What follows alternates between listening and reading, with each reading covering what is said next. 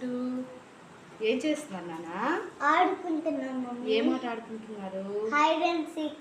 నువ్వేం చేస్తున్నావమ్మా? బయాలజీ చదువుకున్నా మమ్మీ. చదువుతున్నావా? ఎక్కువసేపు చదువుకోవాలి, సరేనా? మమ్మీ ఈరోజు మదర్స్ డే కదా, అవును నాన్న. అందుకని షేక్ హ్యాండ్ ఇద్దాం. Happy mother's day mummy. Happy mother's day mummy. Thank you నాన్న, థ్యాంక్ యూ. మమ్మీ నీకోసం ఒక గిఫ్ట్ ఉంది.